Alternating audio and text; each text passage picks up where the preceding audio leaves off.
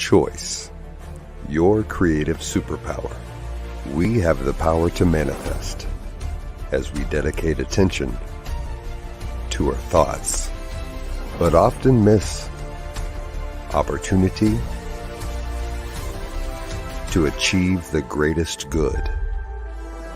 Your superpower is waiting to be unleashed to unlock a fuller, more rewarding world for all. Join us every Thursday at noon Mountain Time for Choice, your creative superpower with Zoe Muro.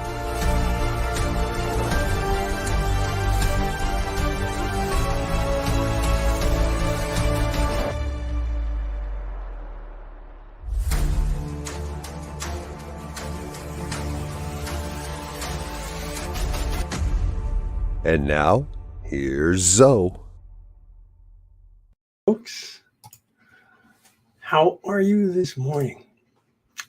My name is Zoe Muro, and it is truly my honor to be your host for Choice, your creative superpower, here on the New Thought Media Network.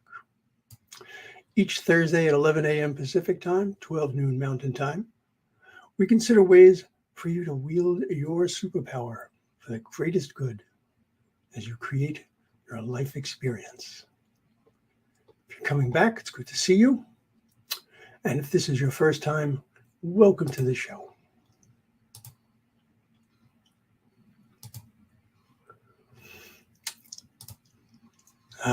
Good morning, Peggy. Oh, I have to be the wise one? Oh, man. So much pressure, so much pressure. I am a religious science practitioner at the Oakland Center for Spiritual Living in Oakland, California. I'm also a transformational coach. I work with people who are looking to live their lives to the fullest. Today's episode 11, we'll be exploring a relationship between choice and integrity. Integrity is a fascinating subject because the meaning of integrity, and therefore how we view choices related to it, can differ wildly from person to person. And strangely enough, for the same person, they can differ from circumstance to circumstance. Now, one would think that integrity would be somehow standardized, at least within an individual's own thinking and actions. But there's more to it than that. Some might refer to, extenuating circumstances. Others might say excuses. There's a lot to look at here. So let's get to exploring. I'd like to start with the idea of a physical context for integrity. For example, structural integrity or system integrity. Structural integrity, I'll read this. Structural integrity is the ability of either a structural component or a structure consisting of many components to hold together under a load, including its own weight, without breaking or deforming excessively. System integrity is described in this way. It's the quality that a system has when it performs its intended function in an unimpaired manner, free from unauthorized manipulation of the system, whether intentional or accidental. Think about it. If you were to purchase, let's say, a life vest, you would want and expect that it's going to meet certain safety criteria, that it's going to perform to those safety standards as intended, and it's going to hold up under pressure. I mean, especially under pressure. That's integrity from a physical context. Now, the reason I wanted to present the physical context for integrity is because it actually reflects, or it has counterparts, if you will, to aspects of personal integrity. So, for example, in physical context, performing as intended. Personal context, walking the talk. Physical context, ability to hold together without distorting, especially under extreme pressure. Personal context, standing your ground. Physical context, being free from manipulation, either intentional or not. Personal context, staying true to your values.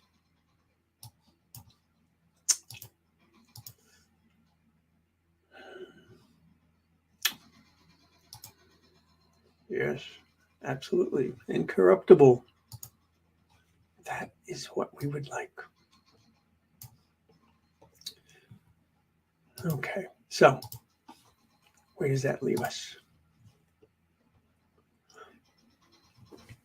If we look at the personal context, I want to see how that differs from the physical context.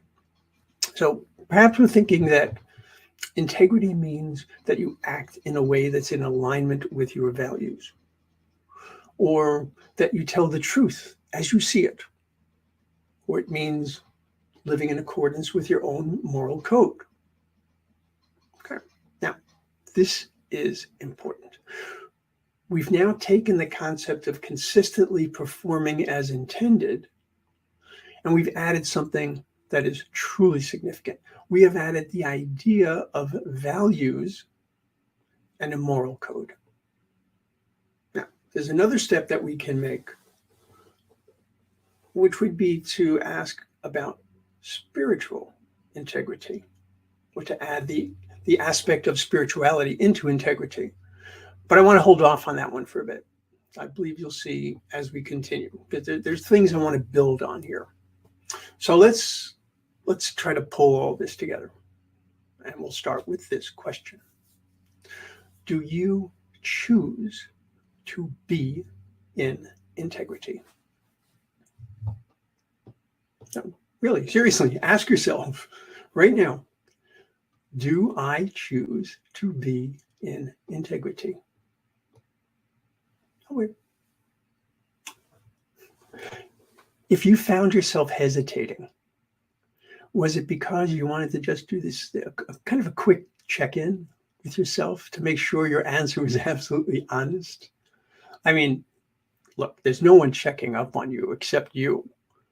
But was it because you noticed that I said be in integrity, not live in integrity? Or just some vague feeling of unease, perhaps, that the question brought up for you? I'll tell you what my response was. I always desire to be in integrity.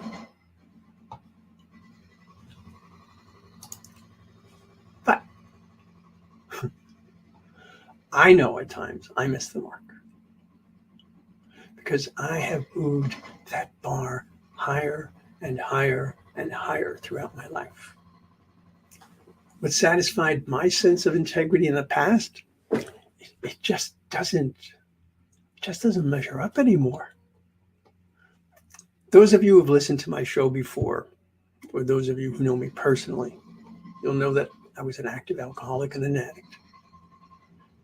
Do you think what I thought of as integrity in those days would even remotely qualify for me now?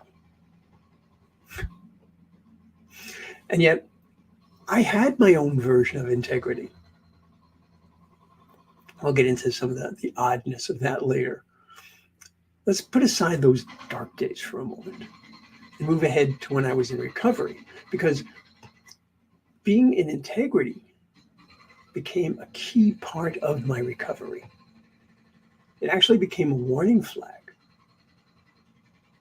If I found myself kind of slipping and sliding on that whole integrity issue, that was clearly a sign of impending trouble for me.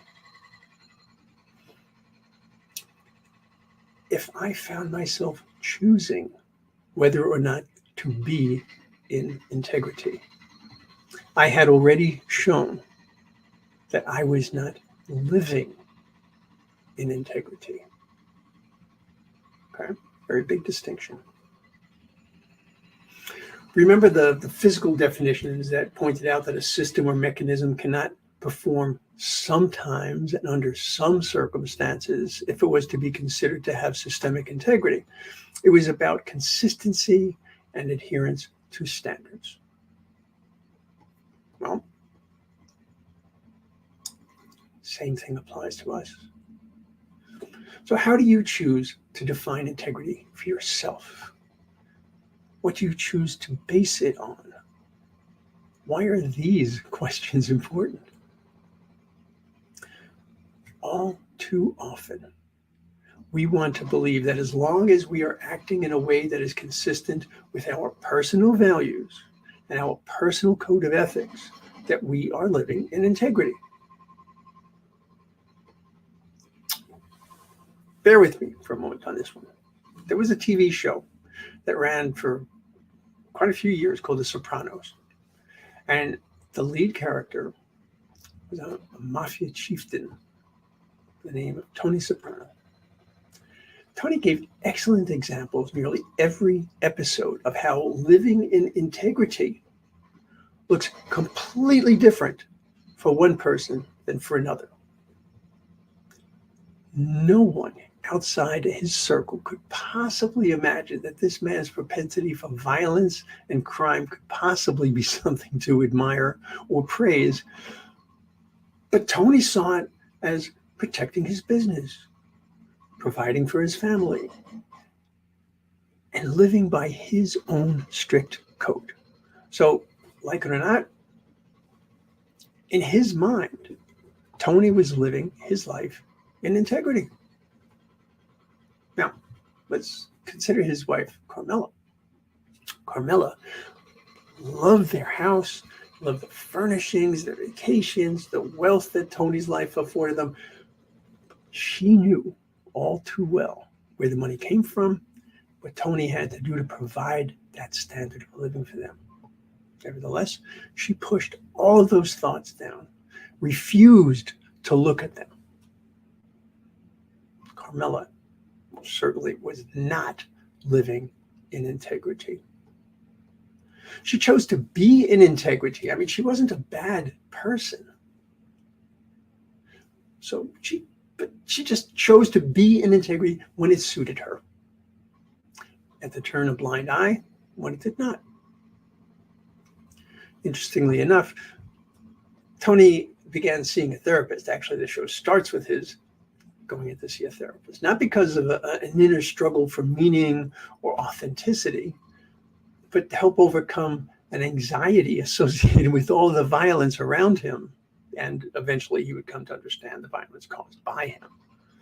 In the course of these sessions, as he came to see the hypocrisy in his life choices and in his code, which was his bedrock, his foundation, it all began to crumble.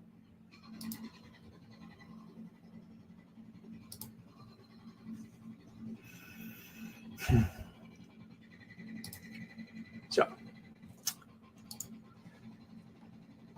there can be a real disconnect between integrity and morality.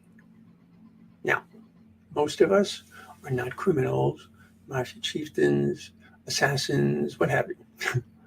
Yet, we too could struggle with living in integrity. So we get to choose what we value as being important to our sense of integrity.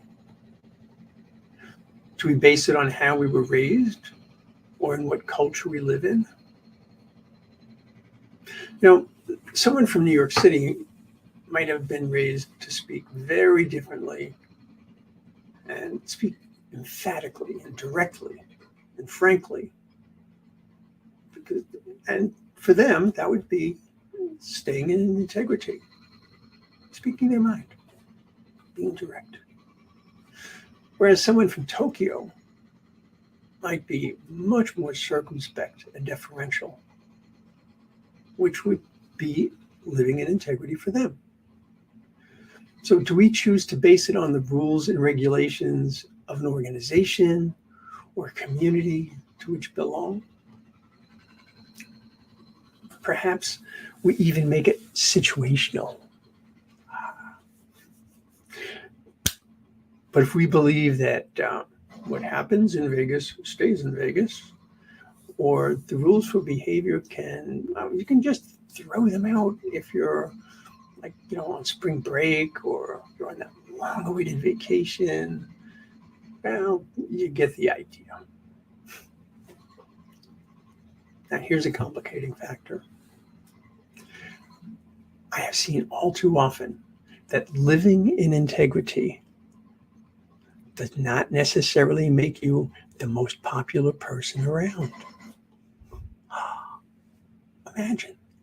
There can be tremendous pressure at times, as Peggy has pointed out. There can be tremendous pressure at times to buckle under to popular opinion, or, and I love this phrase, to go along to get along.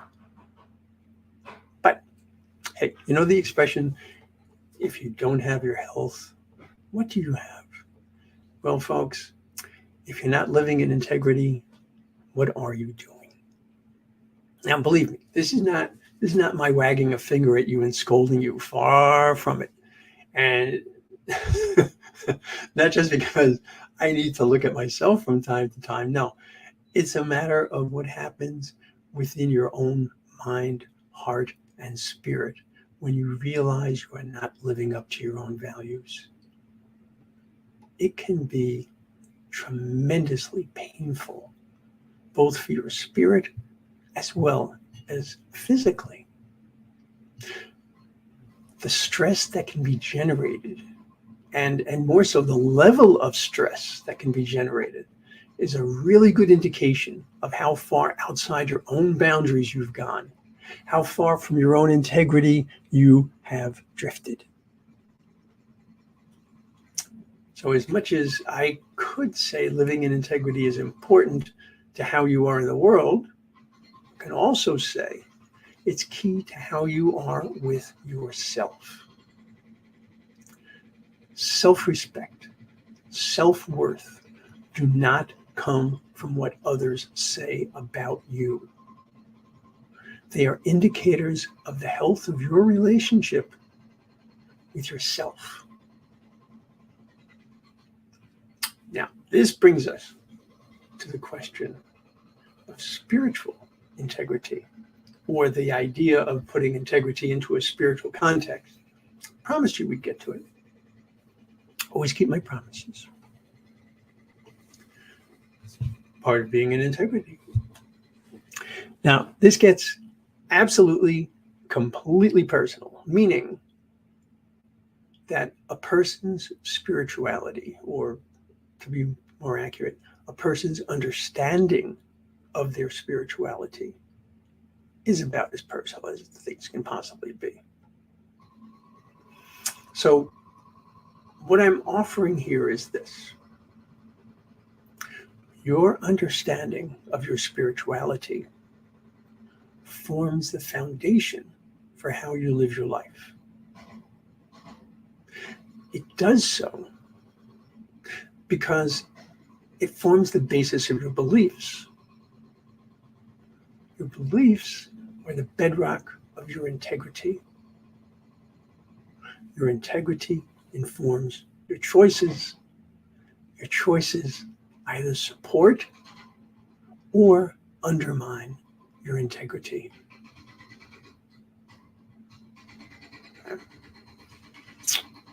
Now, I recognize that tying your understanding of your spirituality ultimately and intimately to your integrity could be seen as a bold statement by some, even controversial one even.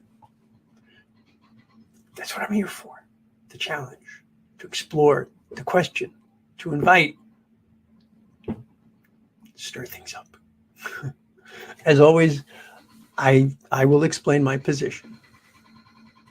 Since I believe the following to be true, and this is just a very brief summation of what I believe. And remember, we're talking from the spiritual context here. God, or the one spirit, whatever term works for you, is all there is. Each one of us is an individualization of that one spirit. Therefore, there is a unity to all of life. I am a co-creator of my life experience. So these are foundational beliefs for me. Remember, this was just a brief summarization of what I believe, sort of the essence of it. But these foundational beliefs for me, the idea of being in integrity rather than living in integrity, wouldn't work. Not with those beliefs. It just doesn't cut it. I need to live in integrity. So my beliefs define what integrity is for me. And that's important. I'm saying it's for me, not necessarily for anyone else. My integrity informs and guides my choices. It's gotten to the point where my integrity requires certain actions of me. With the tension that builds within me becomes a source of pain, emotional, and sometimes even physical. Have you ever spoken of trusting your gut? That same mechanism taken from the other side. All right. Or when you do something that you just know is wrong, and you get that constriction, or you get that nauseating feeling, or you get that hole, right? Those are all examples of that.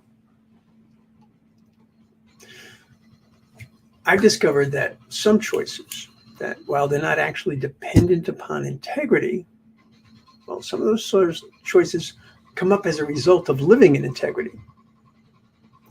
Choosing to trust my judgment. Choosing from a place of faith rather than a place of fear. Choosing to accept the repercussions of my integrity supporting actions. Or let's put it in the decidedly unpoetic words of the author Jen Sincero, who wrote a book called You Are a Badass. I love this book. She said, you have to keep the faith, always, even when your ass is on the line. Wow, that was eloquent, wasn't it? But in all seriousness, think about it. When is your integrity really the biggest issue for you? It's not when you see something that you should be doing and you do it and all goes as it should. No. The real key with integrity, the real test with integrity, is when you do get these outside pressures, when you do get this push to do things differently, to say things differently, to not say things, to not do things, to not be who and whose you truly are. That's pretty significant. That is pretty significant. So, more than anything else, when I consider integrity and I consider choice, I can see that for me, the choices that I make in my life need to align with my integrity if I am going to live my life fully. Every time that I compromise, and I don't mean just simply compromise, which is not a bad word, it's not a bad thing, but when I compromise on my beliefs, my values, when I compromise my integrity, that is where I have a problem. As a matter of fact, going back to the physical context again, when a system is not in integrity, The term that we use for that is that the system is compromised. All right. The system is compromised, and it's usually because of either a lack of a connection or the fault in a connection or something that simply cannot stand the pressure. Okay. So gives us a very clear idea of where we need to put our energies if we wish to make choices that truly are in alignment with our integrity, and if we want our integrity to reflect our choices. I'll leave you with these words from the author, philosopher, theologian, educator, and civil rights leader, Howard Thurman. He wrote, "Keep fresh before me the moments of my high resolve." Indeed. There's a lot more to what he wrote, of course. But that is, for our time today, that is what I wanted to focus on. Now, I would love to hear what you feel about choice and integrity. So please feel free to email me at zodemuro@gmail.com. Let me get that up here. There we go. Okay, so you can email me here, and I would be delighted to hear what you have to say about integrity.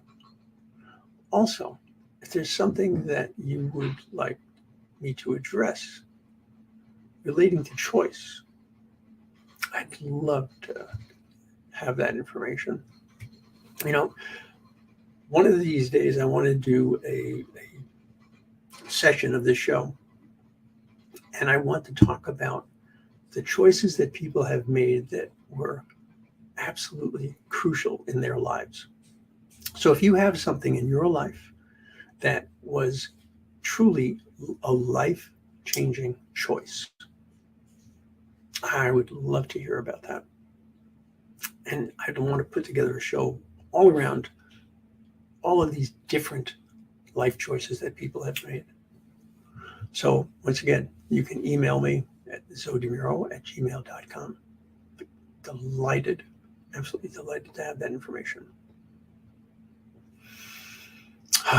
You know, I do truly appreciate your spending time with me, but I also would invite you to go to our website, ntmedia.org. I want you to take a look at all that we have to offer. You know, we're literally a global network, and we have so much going on today, just today alone. In addition to various prayer times that we have, today, the next prayer time coming up would be this evening at 7:15 a.m. Pacific time. That would be 8:15 Mountain time. We have prayer. And then actually very soon, about half an hour or so, at 12 noon Pacific time, that's 1 p.m. Mountain time, check out Finding the Joy in the Journey with practitioner and soon-to-be minister, the remarkable Gina Colvario-Krupka. And at 1 p.m. Pacific time, that's 2 p.m. Mountain time, there's a Vibrant Living Hour with practitioner Ken Ludwig. Are you looking for prayer, meditation, information, discussion? We've got so much more. If you can, please go to our website and go to ntmedia.org and find that donate button.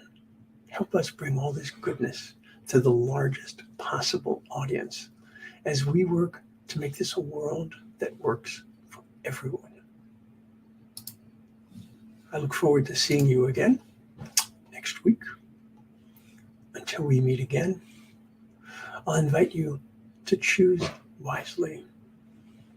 Much love and many, many blessings. Namaste.